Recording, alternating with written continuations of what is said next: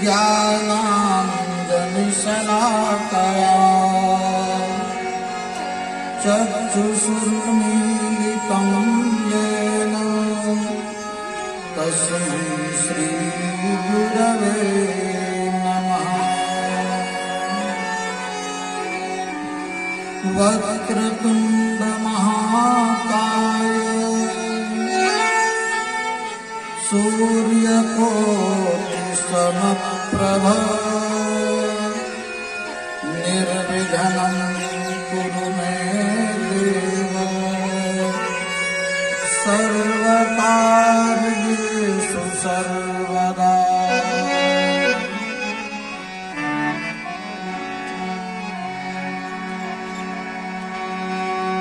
कृष्ण त्वदीय पद पंकज पंजरान्ते अद्यैव मे विशतु मानस राजहंसः। प्राण प्रयाण समये कफवात पित्तैः कण्ठावरोधन विधौ स्मरणं कुतस्ते। सेवन्ति काव्यकुलचम्पकपाटलाब्जैः पुन्नागजाति करवीररसालपुष्पैः। बिल्वप्रभालतुलसी दलमञ्जुरीभिः त्वां पूजयामि जगदीश्वर मे प्रसीद। भक्ति भक्त भगवन्त गुरु चतुर नाम बपु एक तिनके पद वंदन किए नासत विघ्न अनेक। श्री राधे मेरी स्वामिनी मैं राधे जू को दास जन्म जन्म मोहि दीजियो श्री वृंदावन को वास। आनंद कंद सच्चिदानंद घन की अपार कृपा बरस रही है, जो कि ग्राम जलालपुर में काली सिंह बाबा के चरणों में बैठ करके श्रीमद् भागवत की कथा कहने का अवसर हमें प्राप्त हो रहा है। विगत कई वर्षों से श्रीमद् भागवत की कथा श्रवण करने का अवसर आप सभी को प्राप्त हो रहा है। यह अवसर हर एक जीव को, हर एक प्राणी को, हर एक मानव को प्राप्त नहीं हुआ करता है। कहते हैं जब जन्म जन्मांतर, कल्प कल्पांतर और युग युगांतर के पुण्य उदय होते हैं तभी सत्संग लाभ मिलता है। बोले श्री काली सिंह देवता की जय हो। आनंद कंद सच्चिदानंद घन चिन्मय शाश्वत अविनाशी जुगल जोड़ी सरकार के चरणों में प्रणाम करते हैं। आनंद कंद सच्चिदानंद घन की वांगमयी प्रतिमूर्ति श्रीमद् भागवत जी का वंदन करते हैं। परम पूज्य गुरुदेव भगवान के चरणों में नमन करते हैं। समस्त भक्तवृंद, श्रोतावृंद, आइए हम आप सभी मिलकर के बड़े ही आनंद से भगवान श्री कृष्ण के मधुर मधुर नामों का गायन करते हैं।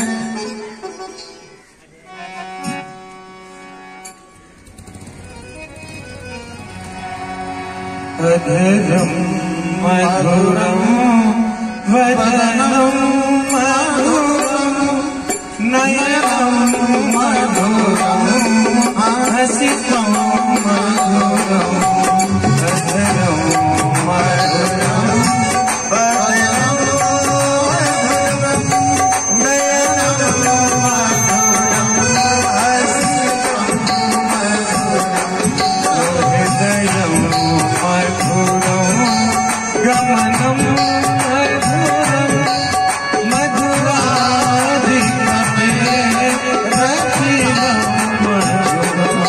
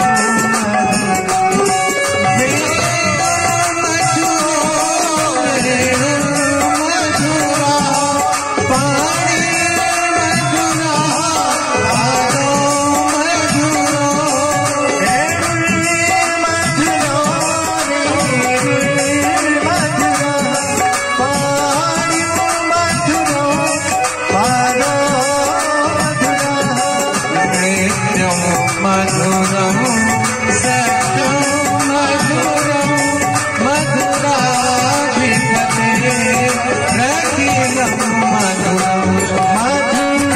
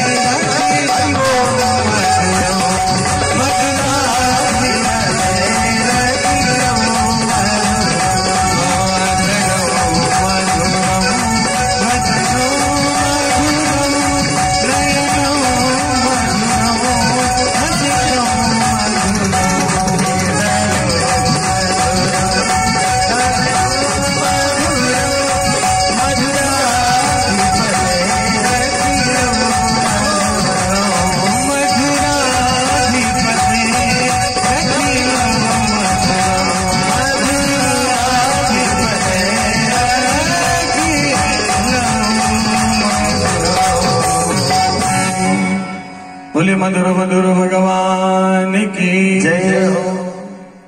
श्रीमद्भागवत महापुराण पुराण की जय हो। श्री काली सिंह देवता की जय हो।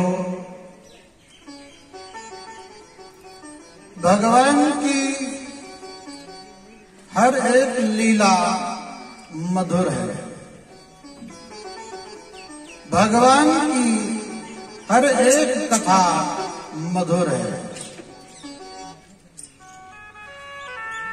भगवान की मधुर मधुर कथा सुनने से जीव का अंतःकरण पवित्र होता है।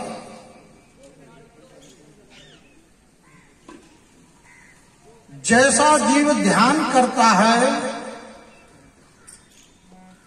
धीरे धीरे वैसा ही उसका स्वभाव बन जाता है।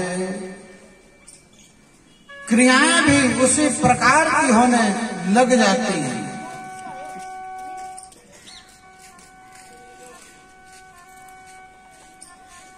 भगवान की मंगलमय कथा श्रवण करना चाहिए हर एक जीव को, और चिंतन करना चाहिए। चिंतन करते करते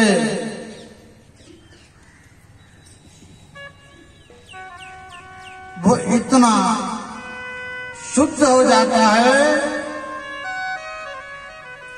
कि उसकी हर एक क्रिया से हर एक जीव प्रेम करने लगता है।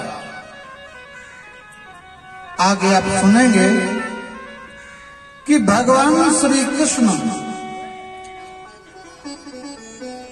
जब गायों को चराने जाते थे तो जंगल के हर एक जीव भगवान से मिलने का प्रयास करते थे। क्यों?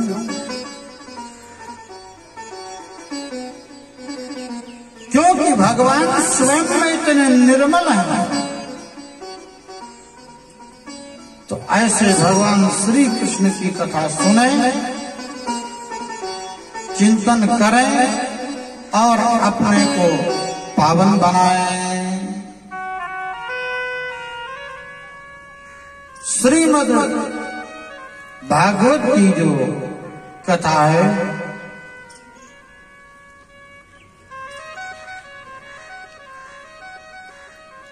भगवान श्री वेदव्यास जी ने लिखी है।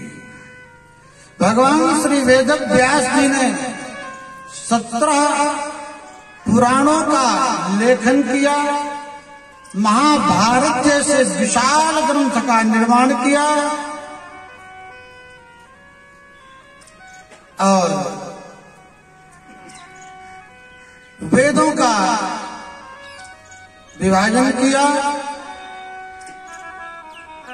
वेद का विभाजन करके 4 भागों में बांट दिया, लेकिन आत्म शांति नहीं मिली। उसके उपरांत ही श्रीमद् भागवत की रचना की थी नारद जी के कहने पर। नारद जी से उपदेश प्राप्त करके समझने का प्रयास करें, आखिर ये श्रीमद् भागवत है क्या।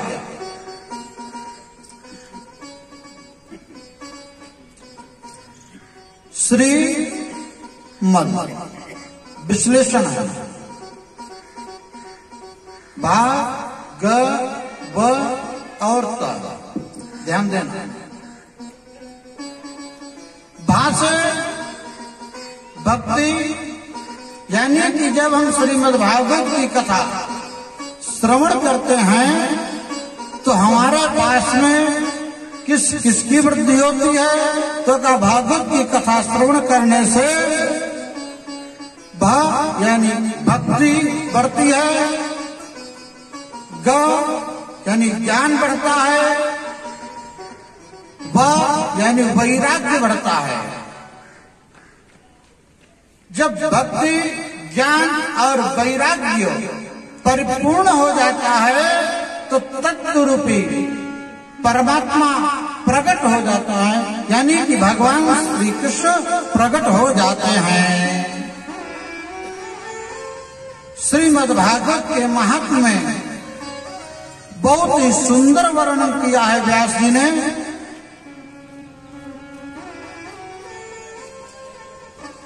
कृष्णं नारायणं वंदे, कृष्णं वंदे ब्रजप्रियं, कृष्णं द्वैपायनं वंदे, कृष्णं वंदे प्रथासुतम्।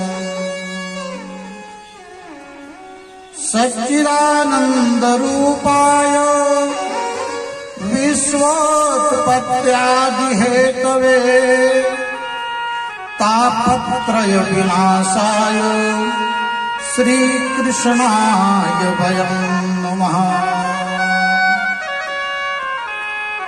वेदव्यास जी ने वंदन किया भगवान श्री कृष्ण का और भगवान श्री कृष्ण का परिचय दिया। भगवान श्री कृष्ण कैसे हैं?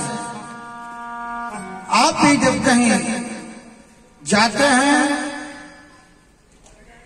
या कोई आपको प्रेरित करता है कि आप चलें, काली सिंह देवता के मंदिर में चलें या भगवान श्री कृष्ण का दर्शन करने के लिए वृंदावन चलें, श्री राम जी का दर्शन करने के लिए अयोध्या में चलें, तो एक बार आपके अंदर जरूर इच्छा जागृत होती है कि भगवान श्री कृष्ण कैसे हैं, बाबा के यहाँ जाकर के हमें क्या प्राप्त होगा, राम जी का दर्शन करने से हमें क्या मिलेगा।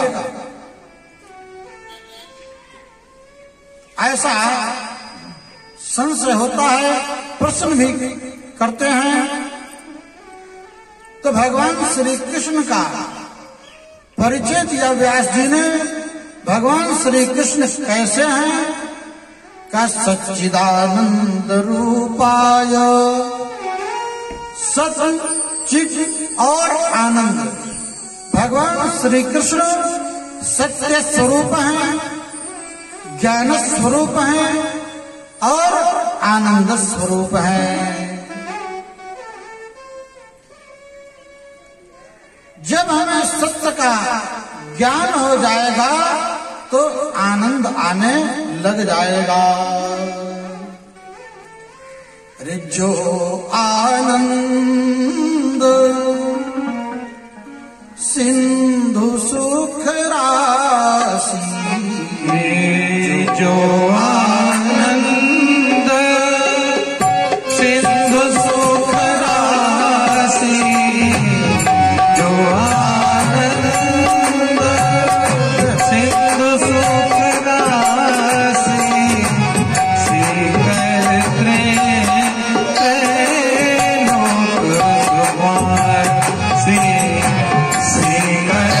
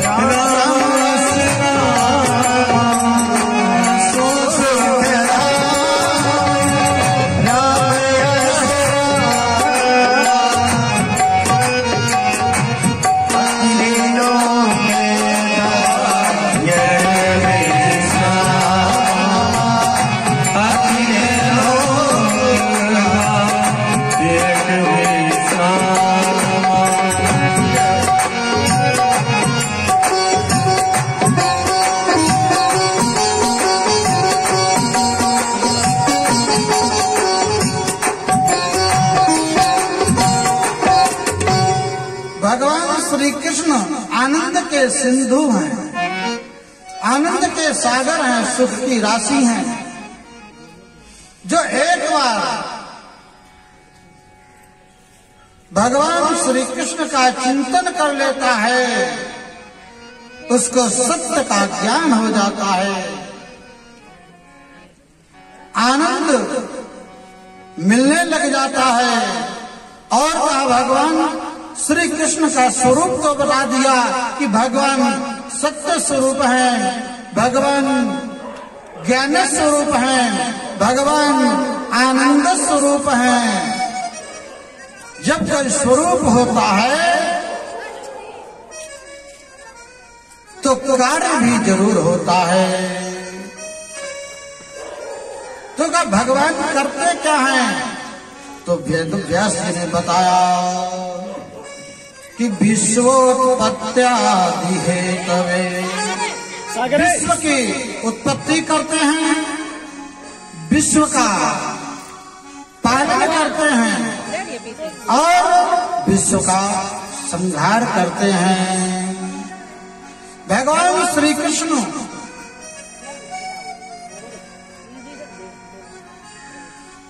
उत्पत्ति भी करते हैं विश्व की और पालन भी करते हैं और लय भी कर लेते हैं अपने में।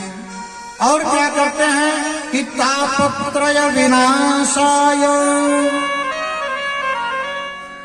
का तापत्रय 3 प्रकार के जो ताप होते हैं उनका विनाश करते हैं। ऐसे भगवान श्री कृष्ण को हम प्रणाम करते हैं। श्री कृष्णाय वयं नमः। अरे यं प्रव्रजन्तमनुपेतमपेत कृत्यं द्वैपायनो विरहकातर आजुहाव पुत्रेति तन्मयतया तरवो विनेदु तं सर्वभूतहृदयं मुनिमानतोऽस्मि। सुखदेव भगवान का वंदन किया।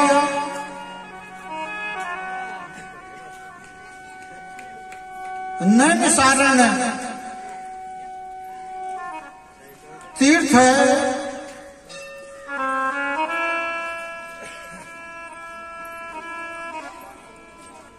नैमिषारण्य तीर्थ में एक बार 88,000 ऋषि बैठे हुए थे, सत्संग करने की इच्छा थी।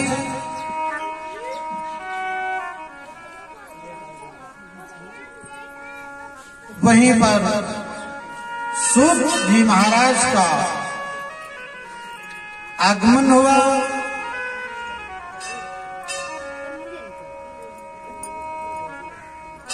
शौनक आदि 88,000 ऋषियों ने स्वागत किया। शौनक आदि 88,000 ऋषि जो हैं वो कथा श्रवण करने में बड़े ही कुशल हैं। कथा मृत रसास्वाद कुशलः शौनको ब्रवीत। कथा श्रवण करने में कुशल है ऋषि। सभी ऋषियों ने शौनक जी का चुनाव किया था कि यदि 88,000 ऋषि एक साथ प्रश्न करने लग जाएंगे तो बहुत ही कोलाहल होने लग जाएगा, कुछ भी समझ में नहीं आएगा। इसलिए कहा शौनक जी हम सभी की तरफ से आप ही प्रश्न करें। शौनक जी महाराज गदगद हो गए, प्रसन्न हो गए। शौनक जी ने प्रश्न किया, कहा गुरुदेव आपका आगमन हुआ, हमें बहुत अच्छा लगा।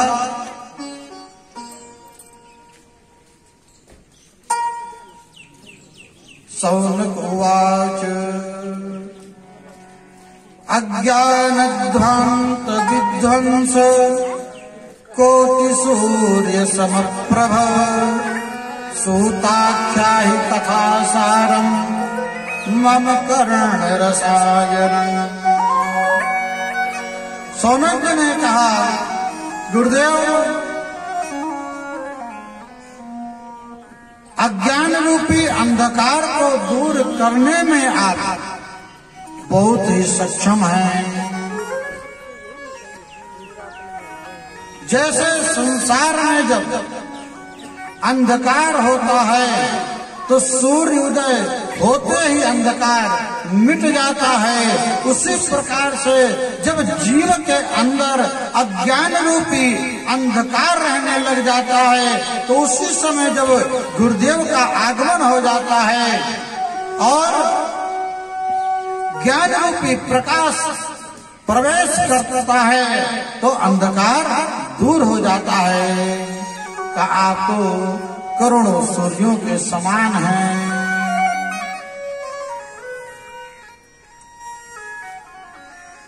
भक्ति ज्ञान विरागा तो विवेको वर्धते महान, माया मोह निराशश्च वैष्णव क्रियते कथम। कहा, गुरुदेव, आप हमें भगवान की कथा सुनाएं और ऐसी कथा सुनाएं जो कि रसायन बन करके हमारे कर्णपुटों के माध्यम से अंतःकरण में ज्ञान का प्रकाश प्रवेश कर जाए।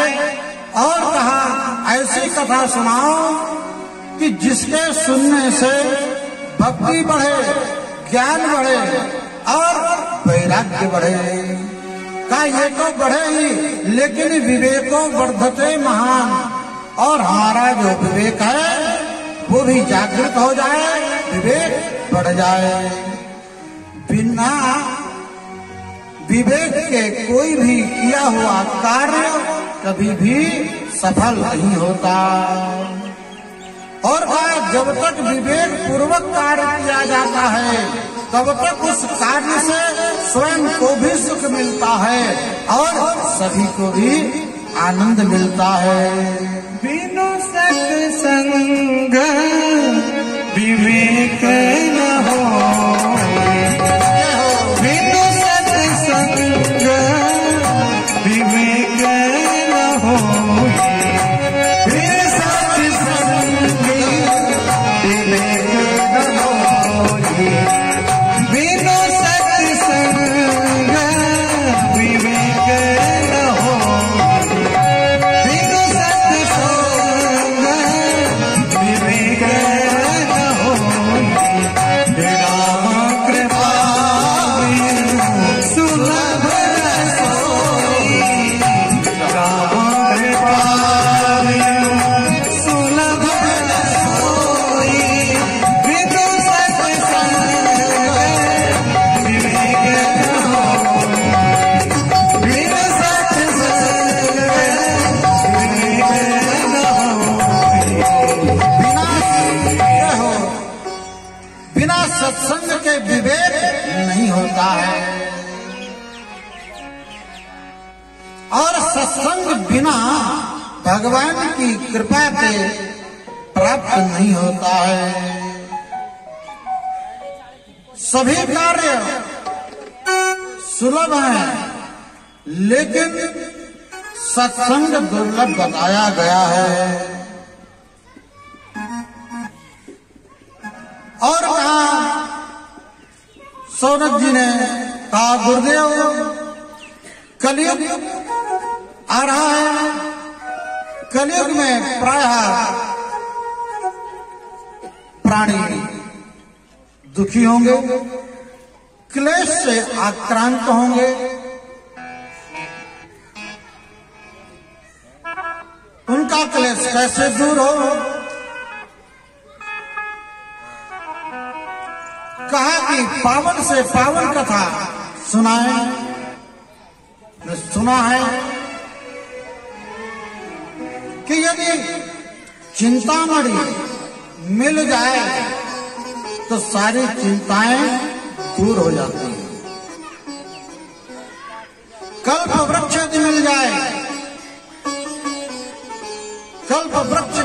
नीचे बैठ करके जो संकल्प जीव करता है वो पूरा होता है। लेकिन कहते हैं यदि गुरुदेव प्रसन्न हो जाएं, प्रयच्छति गुरु प्रीतो वैकुंठम योग दुर्लभम, कहा जो योगियों के लिए दुर्लभ है वैकुंठ, वो भी प्राप्त हो जाएगा जब गुरुदेव प्रसन्न हो जाए। प्रयच्छति गुरु प्रीतो वैकुंठम योग दुर्लभम। तो कहा गुरुदेव आप आ गए, हमको बड़ी प्रसन्नता हुई और आप प्रसन्न हो जाएं, प्रसन्न हो करके आप भगवान की वो पावन से पावन, पवित्र से पवित्र कथा सुनाएं। सूत जी बड़े प्रसन्न हो गए। सूत जी ने कहा ऋषियों,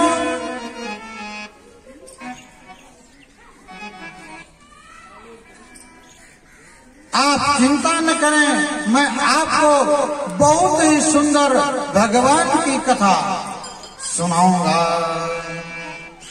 अरे प्रीति सौनक चित्ते ये तो वच विचारे च सर्व सिद्धांत निष्पन्नम संसार भयनाशनम। कहा सौनक आदर्शियों, मैं तुम्हें वो कथा सुनाऊंगा जो कि सभी सिद्धांतों से लबालब भरी होगी और जिसके सुनने से संसार का भय नहीं रह जाता है, संसार का भय नष्ट हो जाता है। ऐसी कथा सुनाऊंगा। कहा कालक व्याल मुखग्रासो त्रास निर्णास हे कवे श्रीमद् भागवतम शास्त्रम कलौ कीरेण भाषितम।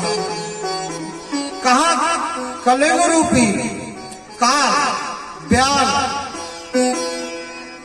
अपने मुख को फैलाए बैठा हुआ, हर एक जीव काल के दाल में विचरण कर रहा है। पता नहीं कब काल का मुख बंद हो जाए, गोविंदाय नमो नमः हो जाए। कहा इन सभी के भय से बचने के लिए मात्र एक श्रीमद् भागवत शास्त्र है, श्रीमद् भागवत की कथा है जो कि सभी भयों को दूर करने में सक्षम है, जिसके श्रवण करने से कोई भी भय नहीं सताता है।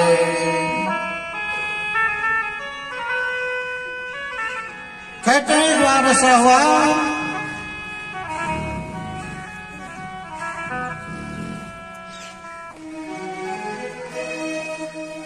परीक्षिते कथां वक्तुम् सभायां संस्थिते सुखे सुधाकुम्भं गृहीत्वैव देवास्तत्र समागमन्।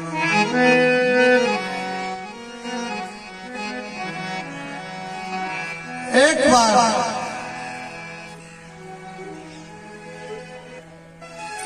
परीक्षित जी महाराज श्री सुखदेव जी महाराज के सम्मुख बैठ करके कथा श्रवण कर रहे थे।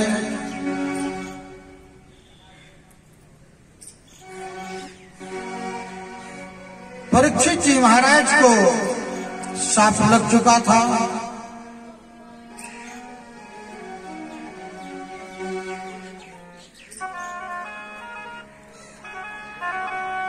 सुखदेव जी महाराज परीक्षित जी को कथा सुना रहे थे श्रीमद् भागवत की। देवता बड़े ही चतुर होते हैं।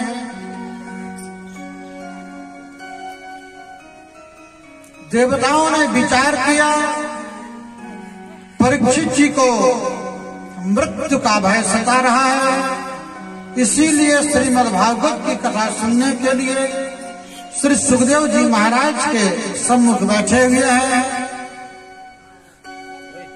चलो चलते हैं। देवता अमृत का कलश लेकर के उस सभा में आ गए। सुकम नत्वा वदन सर्वे कुशला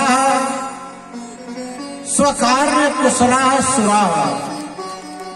सुकम नत्वा वदन सर्वे, सभी देवताओं ने आकर के प्रणाम किया। स्वकार्य, अपने कार्य को बनाने में बड़े ही कुशल हैं देवता। कथा सुधाम प्रयच्छस्व गृहीत्वैव सुधामिमाम्। जो कलश अमृत से भरा हुआ लेकर के आए थे, वो सुखदेव जी से कहते हैं, गुरुदेव ये अमृत कलश लीजिए, परीक्षित जी महाराज को पिला दीजिए, और जो कथा रूपी अमृत है ये हमें पिला दो।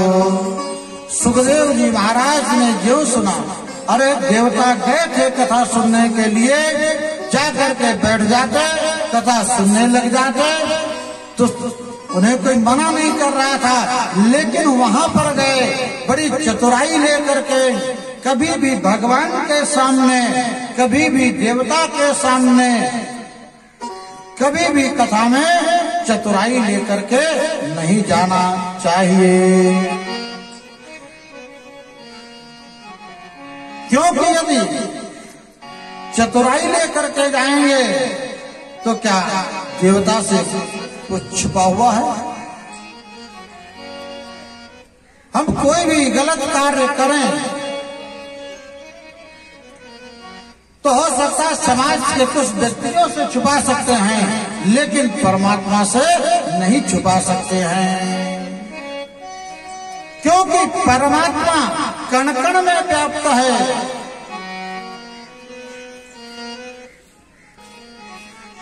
जो जीव परमात्मा के सामने चतुराई लेकर के जाते हैं, वो कुछ भी लेकर के नहीं आते हैं। अरे देवता भी चतुराई लेकर के गए तो भी खाली हाथ आ गए। सुखदेव जी महाराज कहते हैं, अरे क्वसुधा क्वकथा लोके क्वकाचः क्वमणिर्महा। अरे कहाँ ये तुम्हारा अमृत और कहाँ ये कथा रूपी अमृत? अरे कोई एक जौहरी के पास में जाए, एक सोनार के पास में जाए, कांच का टुकड़ा लेकर के जाए और कहे, श्रीमान जी इस कांच के टुकड़े को रख लो और आप मणि दे दो, तो क्या सोनार देगा? क्योंकि कांच के टुकड़े का कोई मूल्य नहीं है, वो बिल्कुल बेकार है। और मणि जो है वो अमूल्य है। ध्यान देना, दोनों का मूल्य नहीं है। एक कांच का टुकड़ा पड़ा हो तो क्या कोई उसको खरीदेगा? नहीं खरीदेगा। और मणि का यदि कोई मूल्य लगाना चाहे तो वो तो अमूल्य है, और मणि को हर कोई प्राप्त करने का प्रयास करता है और कांच के टुकड़े से हर कोई बचने का प्रयास करता है। बस अंतर इतना ही है।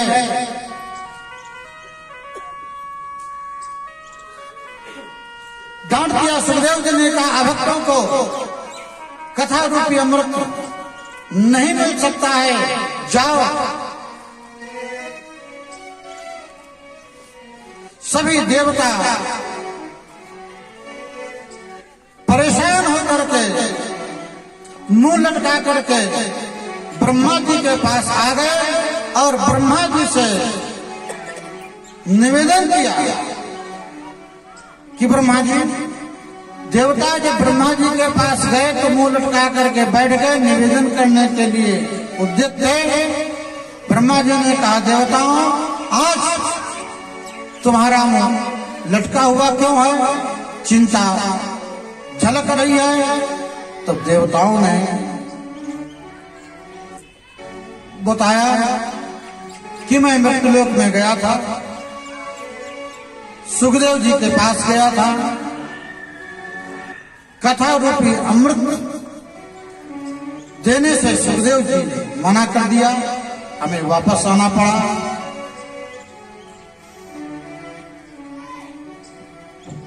ब्रह्मा जी ने कहा, देवताओं तुम परेशान मत हो, सत्य लोके तुलाम बद्ध्वा, सत्य लोक में तराजू लगाया और कहा चिंता मत करो, जरा देखें कथा विश्राम की प्रतीक्षा करो कि सुखदेव जी महाराज ने परीक्षित जी को जो कथा सुनाई, जो कथा सुना रहे हैं, उसका फल क्या होता है। जब परीक्षित जी महाराज 7वें दिन की कथा सुन रहे थे, कथा विश्राम हुई, परीक्षित जी महाराज को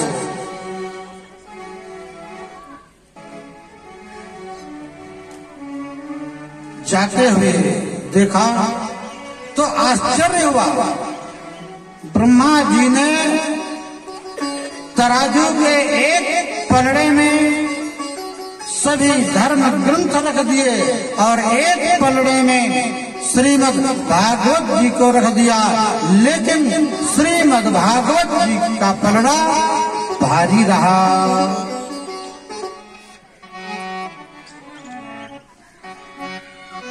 ये पावन प्रसंग सूत जी महाराज ने शौनक आदि ऋषियों को सुनाया। बड़ा आश्चर्य हुआ शौनक आदि ऋषियों को श्रीमद् भागवत की इतनी बड़ी महिमा।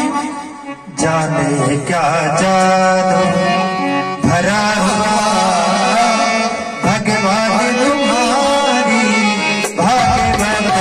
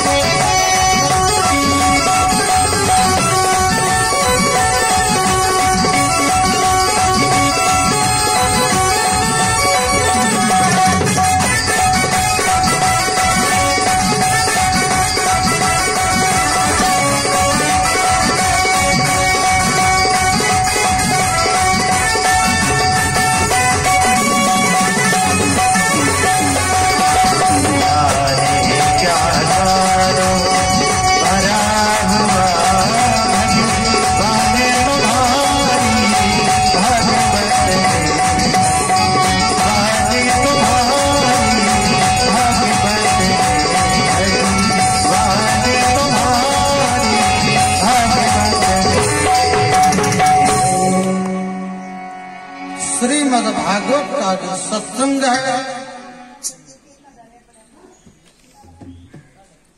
जो भी जीव एक क्षण भी कर लेता है उसका जीवन बदल जाता है।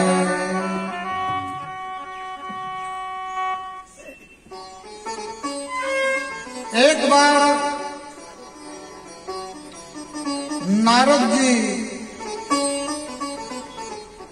बड़े ही चिंता में थे, चिंतामग्न थे।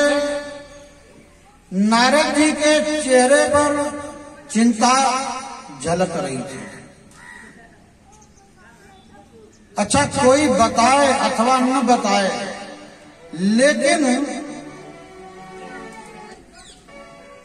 चेहरा एक ऐसा आईना है, वह स्वतः बता देता है आप कितने सुखी हो सकते हैं, आप कितने दुखी हो सकते हैं। यह आईना है।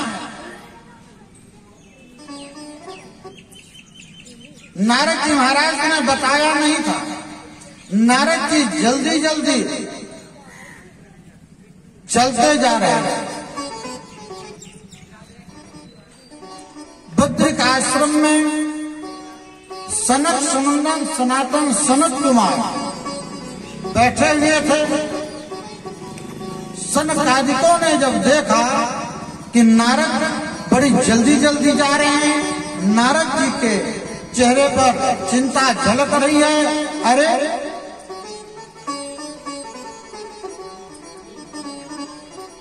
भगवान का जो भक्त है उसे चिंता सताती नहीं है। चिंता आती भी यदि है तो भी दूर रहती है, क्योंकि जो भगवान का भक्त है वो सुख और दुख सब भगवान को समर्पित कर देता है। और जब भगवान को समर्पित कर देता है तो वो सुख और दुख से मुक्त हो जाता है। लेकिन नारद जी जैसा संत यदि व्यथित है, यदि कोई महात्मा चिंता है उसके चेहरे पर,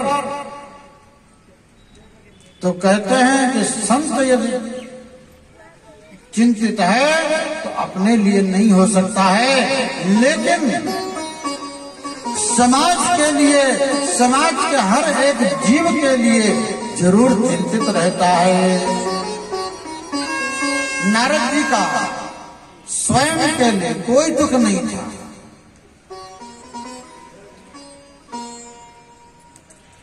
नारद जी जा रहे थे,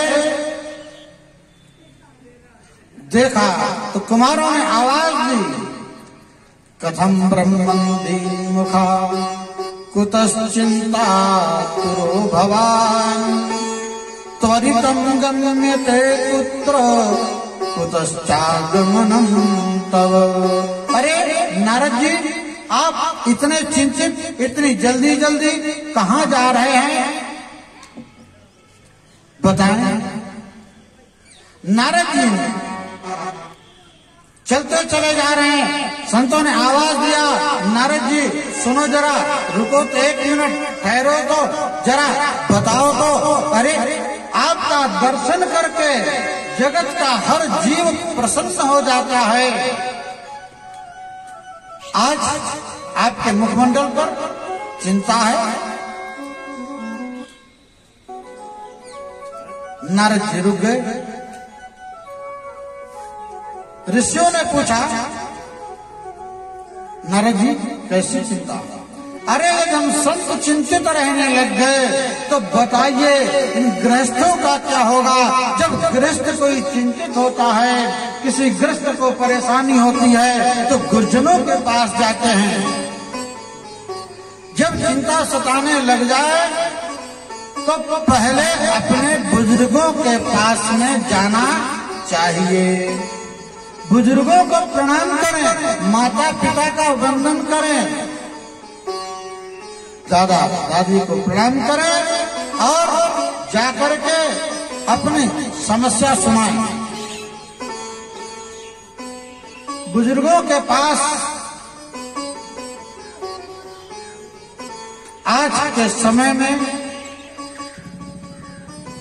बैठने के लिए शायद किसी के पास समय नहीं है। बताओ, पहले छोटे छोटे बच्चे भी घर में सत्संग कर लिया करते थे। सत्संग करने के लिए कहीं जाने की जरूरत नहीं पड़ती। सत्संग की क्लास का प्रारंभ घर से होता है।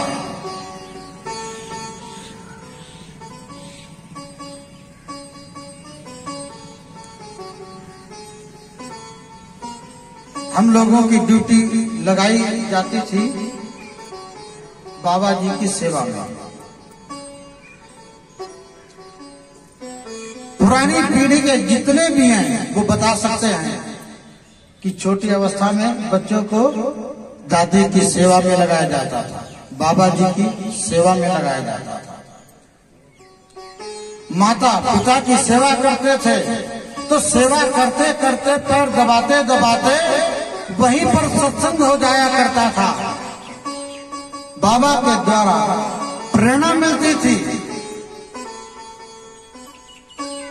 क्योंकि जो जीवन बुजुर्ग जी चुके हैं, हम आप उस जीवन को जी रहे हैं। जो जिस मार्ग से निकल चुका होता है उसे मालूम होता है इस मार्ग पर कितने गड्ढे हैं, कितने कांटे हैं, कितनी रोड टूटी है।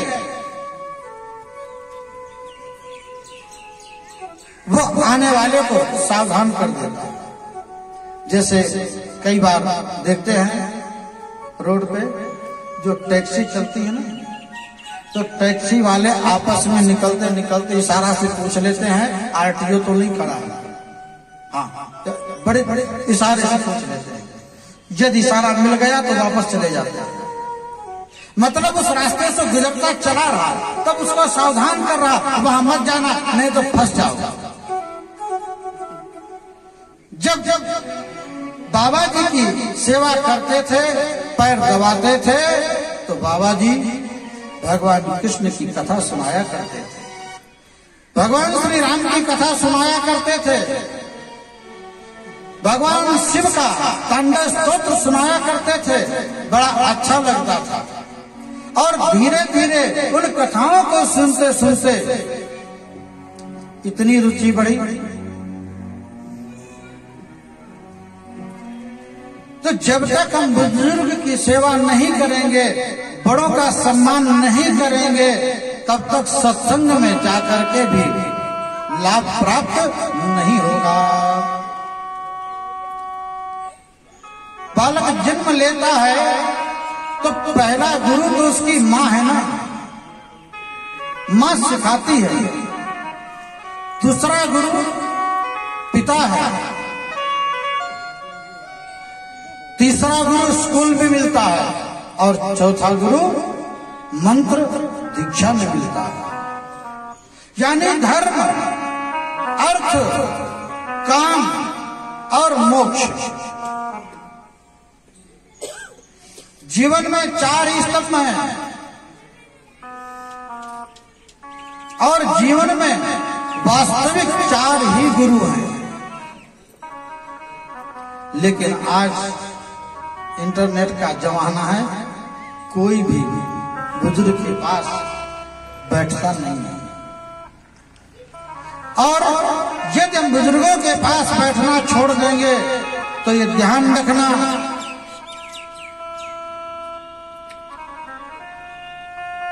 बहुत सा ज्ञान अधूरा रह जाएगा।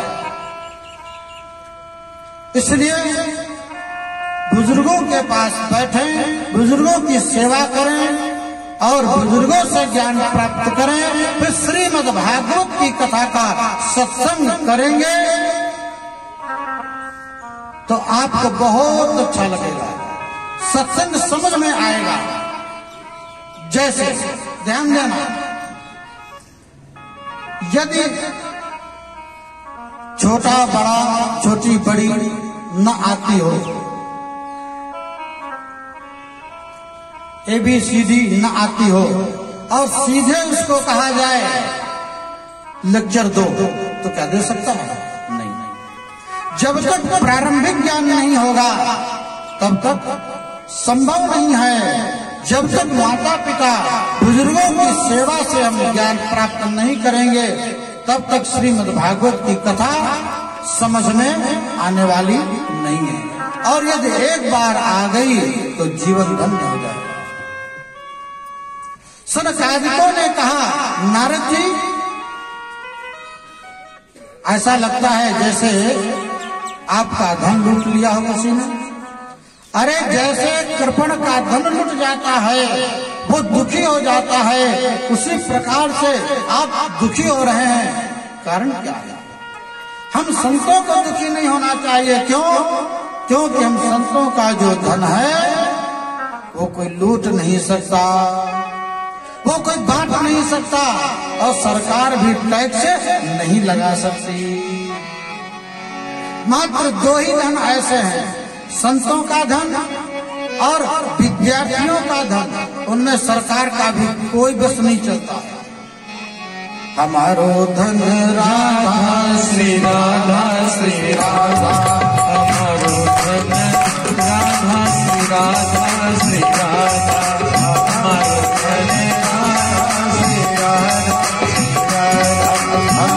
धन राधा श्री राधा श्री राधा, हमारो धन राधा श्री राधा श्री राधा, हमारो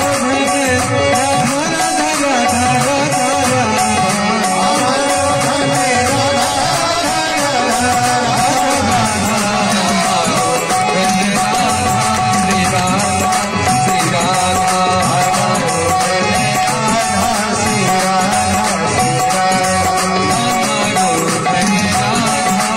राधा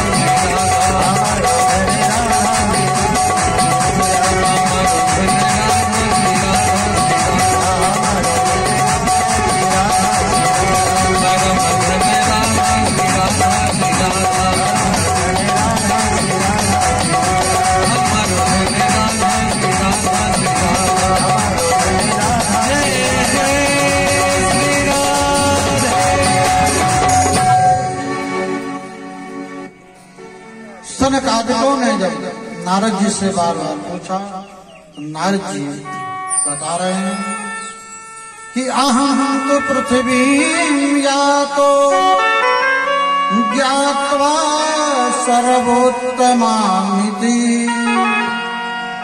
पुष्करं च प्रयागं च काशीं गोदावरी तथा।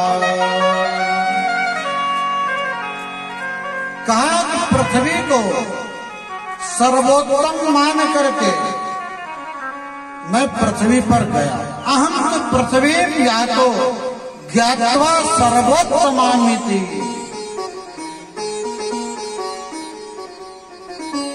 एक बार नारद जी नारायण के श्रीमुख से मृत्यु लोक की पृथ्वी की बहुत बड़ाई सुना।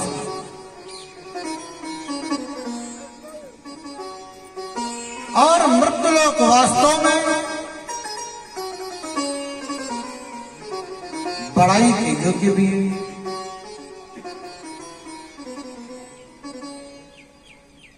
मृत्युलोक में पृथ्वी पर सत्कर्म हम करते भी हैं और सत्कर्म का लाभ भी प्राप्त करते हैं। देखें स्वर्ग क्या है और मृत्युलोक क्या है। स्वर्ग तो एक बैंक है। बैंक जब तक बैंक में आपका रुपया जमा है तब तक बैंक के कर्मचारी आपका स्वागत करते हैं। ध्यान देना, यदि बहुत ज्यादा दिन का पैसा जमा होता है उनका स्वागत तो मैनेजर भी करते हैं। उनके बुलाने पर मैनेजर साहब सूटकेस लेके घर आ जाते हैं। थोड़ा जमा है कैशियर साहब स्वागत कर लेंगे, यानी कि कोई न कोई कर्मचारी जरूर स्वागत करेगा। अच्छा बैंक में कुछ भी ना हो और चेक लेकर के पहुंच जाओ हमें पैसे निकालने, तो क्या होगा? कोई कर्मचारी स्वागत करेगा? दरबान यानी जो गेट पे खड़े होते हैं गेटमैन कान पकड़ करके बाहर कर देंगे, चलो पता नहीं कहां से पागल आ गए। स्वर्ग भी कुछ ऐसा ही है। यदि जीवन में पुण्य अर्जित किए हैं, सत्कर्म किए हैं, तो उसके प्रभाव से उन्हें स्वर्ग तो प्राप्त हो जाता है। और जब तक पुण्य रहते हैं तब तक वो स्वर्ग में बड़ा सुख लेता है। क्षीणे पुण्य मृत्यु लोके विशंति। और ज्यों सत्कर्मों का पुण्य समाप्त हो जाता है तो वहां के दरबार स्वर्ग से उठा करके नीचे को फेंक देते हैं, निकाल देते, चल भाग जा, तुम्हारा यहाँ कोई काम नहीं। लेकिन मृत्युलोक में सत्कर्म करते भी हैं और कल के लिए भी पुण्य अर्जित करते हैं। तो कहा नारायण के मुख से हमने सुना था कि मृत्युलोक बहुत अच्छा है। पृथ्वी में जितने भी तीर्थ हैं वो आपको पृथ्वी में ही मिलेंगे और कहीं नहीं। गंगा स्नान करने का अवसर मात्र मृत्युलोक में पृथ्वी पर ही मिलता है, स्वर्ग में नहीं मिलता है। मंदिर में जाकर के साधना करने का अवसर मात्र मृत्युलोक में मिलता है, पृथ्वी पर ही मिलता है, अन्यत्र कहीं नहीं मिलता।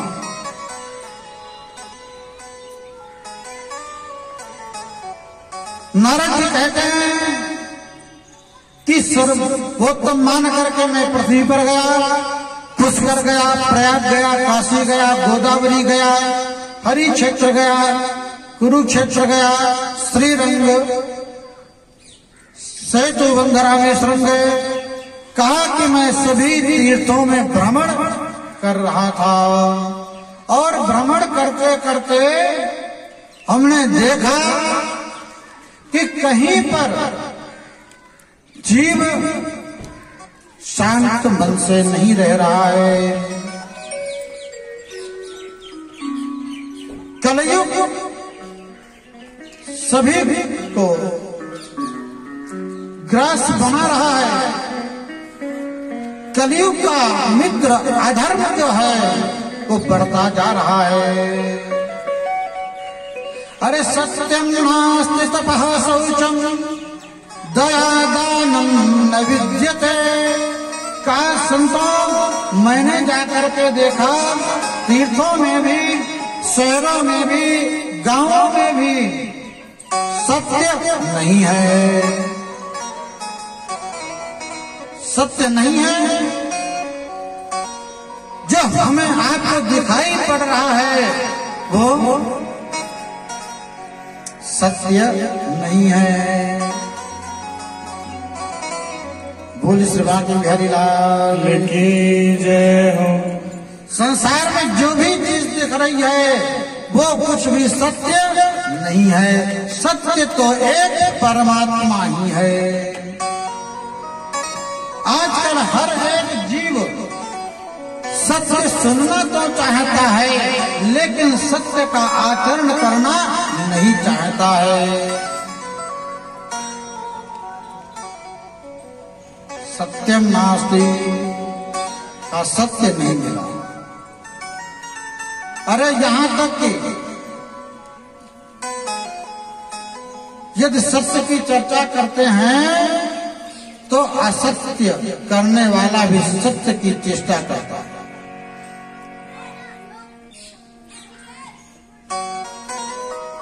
एक संत जी एक कुटिया में बैठे भजन कर रहे थे। समाधि लगी हुई थी। रात्रि का समय था। कुछ चोर डकैतों ने चोरी डकैती की। संयोग से जंगल में उसकी कुटिया के पीछे आकर के जो भी कुछ रहा होगा धन उसको बांटने लग गए। अरे जो चोरी करके लाए हैं वो भी आपस में कह रहे देखो भाई ये धन बड़ी ईमानदारी से बांटना। क्या वहां ईमानदारी संभव है? यानी जो बेईमानी करने वाला है वो भी ईमानदारी की चेष्टा करता है। यानी सत्य हम आचरण में लाना नहीं चाहते हैं, सत्य बोलना नहीं चाहते हैं, लेकिन सामने वाले से यही कहेंगे कि बिल्कुल सही सही बताना। अरे कोई पूछे अरे बड़े आदमी ये बता क्या तुमने सत्य कितनी बार बताया? स्वयं तो सत्य नहीं बोलना चाहते तो ये चीज नारद जी को बिल्कुल अच्छी नहीं लगी। और कहा तपस्या किसी के पास नहीं रही। आज वास्तव में देखा जाए जो हमारे संत जंगलों में तप कर रहे हैं उन्हीं की तपस्या के प्रभाव से आज हम आप सब सुरक्षित हैं, जीवित हैं। क्या कोई तपस्या कर रहा? कोई तपस्या नहीं करना चाहता, क्योंकि तपस्या करने में कठिनाइयों का सामना करना पड़ता है। आज यदि गुरुजी ने कह दिया बेटा सुबह 4 बजे उठना है, सुबह उठ करके स्नान करना है, भगवान का ध्यान करना है, तो चेला सीधे कहता है गुरु बदल दो तो अच्छा है। क्योंकि ऐसी जगह चलो जहां न उठना पड़े समय से, न नहाना पड़े। ये तो स्थिति है आज की। वैष्णव परंपरा में, शैव परंपरा में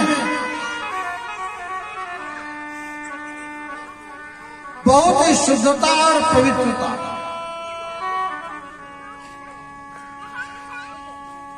जितनी पवित्रता पूर्वक आप जीवन जिएंगे उतना ही आप अंदर से प्रसन्न रहेंगे। कोई तन दुखी, कोई मन दुखी, कोई चिंता चित्त उदास, कोई तन दुखी, कोई मन दुखी, कोई चिंता चित्त उदास, थोड़े थोड़े सब दुखी, सुखी राम को दास। यदि चिंता से दूर होना है तो समय से जगना, समय से भगवान की सेवा करना प्रारंभ कर दें तो हमारे अंतःकरण के कलमश अपने आप धुल जाएंगे। बिना तपस्या के कभी भी कुछ प्राप्त नहीं होता। जरा समझे, तपस्या का मतलब ये नहीं है कि खाली माला लेकर के बैठ जाना है। संत के लिए तपस्या है एकाग्र होकर के एक आसन पर बैठ करके भगवान का ध्यान करें, भजन करें, मनन करें, चिंतन करें। विद्यार्थी की तपस्या है कि विद्यार्थी को ज्यादा से ज्यादा पढ़ने में ध्यान देना चाहिए। तपस्या गृहस्थ के लिए तपस्या है अपना व्यापार करें, लेकिन उस व्यापार में कहीं बेईमानी न हो, ईमानदारी से व्यापार करें, ईमानदारी से संयम पूर्वक अपने परिवार का पालन करें। ऐसा कोई कार्य न हो जाए कि बुजुर्ग दुखी हो जाएं, ऐसा कोई कार्य न हो जाए कभी कोई पड़ोसी दुखी हो जाए, ऐसा कोई कार्य न हो जाए जो कि हमें कष्ट मिले। ये सब तपस्या के ही अंग हैं। का तपस्या कहीं दिखाई नहीं पड़ रही, पवित्रता कहीं दिखाई नहीं पड़ रही, और कहा कि दानम न विद्यते, और कहीं पर दान भी नहीं दिखाई पड़ रहा। का उदरम भरणो जीवा बराका कूट भाषण। हर एक प्राणी अपने अपने उदर को भरने में लगा हुआ है, अपने पेट को भरने में लगा हुआ है। और कहा घर का प्रभुत्व बदलता जा रहा है। ये सब देख करके अच्छा नहीं लगा तो नारद जी ने विचार किया कि वो जिस वृंदावन के तट पर यमुना के किनारे भगवान श्री कृष्ण ने अपनी बंसी बजाई थी, जहाँ पर भगवान गुल्ली डंडा खेला करते थे, जहाँ पर भगवान गायों को चराया करते थे, चलो वहीं पर चलते हैं और वहाँ चल करके कुछ शांति मिलेगी, क्योंकि भगवान श्री कृष्ण वहाँ रज रज में कण कण में समाये हैं। आज भी यमुना के किनारे वृंदावन में आप बैठ जाएं, बालू में बैठने से जो सुख आपको मिलेगा वो सुख आपको डबल बेड पे एसी में नहीं मिलेगा। कभी वृंदावन जाना तो बैठ करके अनुभव करना। और वृंदावन की जो रज है उसको आप उठा लेना, एक मुट्ठी, एक हाथ को नीचे लगा लेना और अपने सिर से ऊपर करना, और धीरे धीरे धीरे धीरे आप छोड़ना तो आपको ऐसा दिखाई पड़ेगा इसमें एक कण तो श्वेत है और एक कण इसमें श्याम है, मानो कि रज रज में कण कण में श्याम सुंदर और राधा रानी समाई हुई हैं। ऐसा विचार करके नारद जी वृंदावन आए तो वृंदावन में आत्म शांति के लिए, लेकिन वहां पर तो एक बहुत विचित्र दृश्य दिखाई पड़ा। देखा यमुना के किनारे बहुत स्त्रियों की एक भीड़ लगी हुई है। दो वृद्ध लेटे हुए हैं, एक युवती रो रही है। नारद जी ने इधर उधर देखा, अरे यहाँ तो स्त्रियां ही स्त्रियां हैं, इसलिए हमारा रुकना यहाँ पर ठीक नहीं है। नारद जी सनकादिकों को बता रहे हैं कि मैं रुका नहीं, थोड़ा सा आगे चला, लेकिन फिर मन नहीं माना। फिर मैं एक क्षण रुक करके देखने लग गया क्या कारण हो सकता है।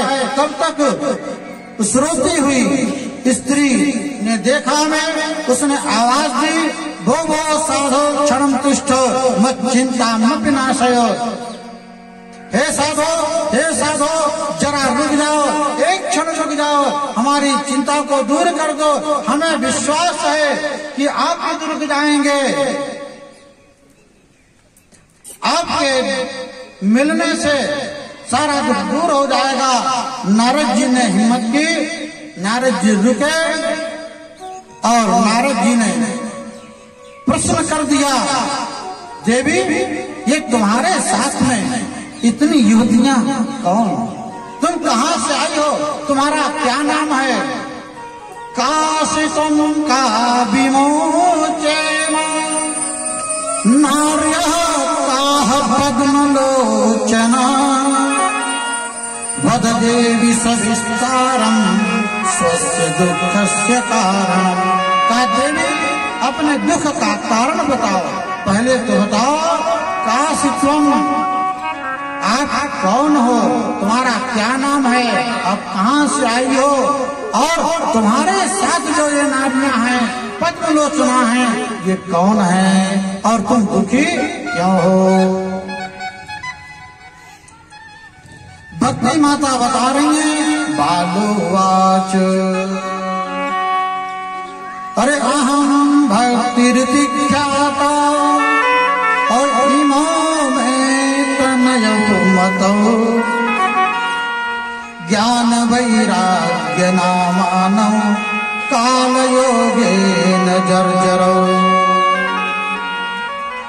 गंगा नद्या सरितश्चैव मत्सेवार्थम समागता। का नारद जी आप हमारा परिचय चाहते हैं तो सुनो, हमारा नाम है भक्ति। आप हमारे दुख का कारण जानना चाहते हो तो बता रही हूँ कि ये जो दो वृद्ध लेटे हुए हैं, ये कोई वृद्ध नहीं है, ये हमारे पुत्र हैं। ऐसा सुन करके तो नारद जी आश्चर्य में पड़ गए। अरे अभी तक तो ये सुना था कि माता पिता बूढ़े होते हैं और बालक युवा होते हैं, लेकिन आज नारद जी देख रहे हैं बालक युवा है और माँ युवती। बालक वृद्ध हैं, जिनको युवा होना चाहिए बालकों को, वो बालक को वृद्ध है। कहा यदि आप सखियों की बात कर रहे हैं तो गंगा यमुना सरस्वती लक्ष्मी कावेरी सरजू इंद्राणी ब्रह्माणी आदि ये देवियां हमारी सेवा में है। मत सेवार्थम, हमारी सेवा के लिए यहाँ पर आई हुई हैं। नारद जी आपने पूछा कहां से आई हो तो बताया, अरे उत्पन्ना द्रविड़ेशाहम वृद्धिम कर्णाटके गता क्वचित् क्वचिन् महाराष्ट्रे गुर्जरे जीर्णतां गता। कहा कि द्रविड़ देश में मैं उत्पन्न हुई हूं, कर्नाटक में बड़ी हुई हूं, महाराष्ट्र होते हुए मैं आ रही थी तो कुछ महाराष्ट्र में और कुछ गुजरात में आकर के जीर्ण हो गई, लेकिन वृंदावनम पुनः प्राप्य नवीने स्वरूपिणी का वृंदावन में आकर के मैं पुनः युवती हो गई। लेकिन हमारे जो पुत्र हैं ये बूढ़े हो गए। यदि ये स्वस्थ हो जाएं तो इदम स्थानम परित्यज्य विदेशम गम्यते मया, मैं इस स्थान को छोड़ करके, भारत भूमि को छोड़ करके विदेश चली जाऊंगी। नारद जी ने कहा नहीं माता जी ऐसा नहीं करना। आज प्रायः लोग विदेश को दौड़ते हैं। समझाया बुझाया, बड़ा प्रयास किया। वृंदावन की महिमा सुन करके भक्ति माता से नारद जी भी बड़े प्रसन्न हो गए। आइए वृंदावन की महिमा देखें, कितनी अलौकिक महिमा है। जहां पर भक्ति माता आकर के युवती हो गई थी। जहाँ बाके बिहार से भानु दुलारी, जहाँ बाके बिहार से भानु दुलारी, यमुना निधि बन, यही है वृंदावन, यही है वृंदावन, यही है वृंदावन, यही है वृंदावन। हो जहाँ बाके बिहार से भानु दुलारी,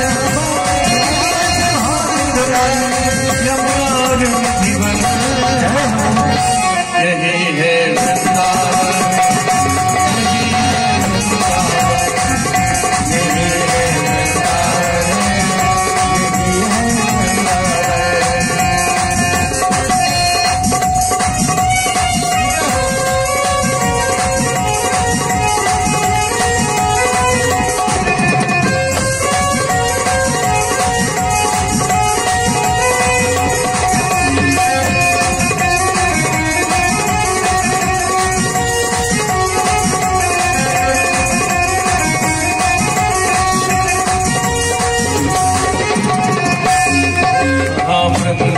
की महिमा न्यारी, उनकी महिमा न्यारी, वृंदावन की महिमा न्यारी, वृंदावन की महिमा न्यारी। श्याम के संग ब्रजभान दुलारी, श्याम संग ब्रजभान दुलारी, श्याम के संग ब्रजभान दुलारी, श्याम के संग ब्रजभान दुलारी। यहाँ कुंज गगन में झूम झूम, यहाँ कुंज गगन में झूम झूम गाए मेरा मन। यही है वृंदावन, यही है वृंदावन, यही है वृंदावन, यही है वृंदावन। हो जहाँ बाके बिहार से भानु दुलारी, जहाँ बाके बिहार से भानु दुलारी, जहाँ बाके बिहार से भानु दुलारी, बिहार से भानु दुलारी, यमुना निधि बन, यही है वृंदावन, यही है वृंदावन, यही है वृंदावन, यही है वृंदावन, यही है वृंदावन।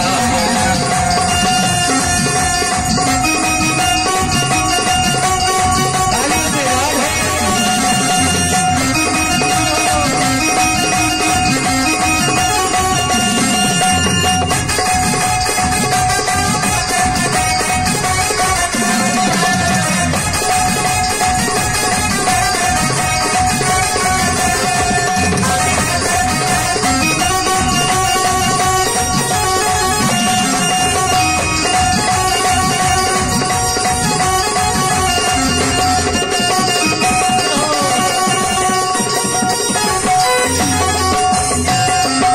इतनी कृपा करो हे बिहारी, कृपा करो हे बिहारी, इतनी कृपा करो हे बिहारी, कृपा करो हे बिहारी। मैं जाऊँ तुम पे बलिहारी, जाऊँ तुम पे बलिहारी, मैं जाऊँ तुम पे बलिहारी,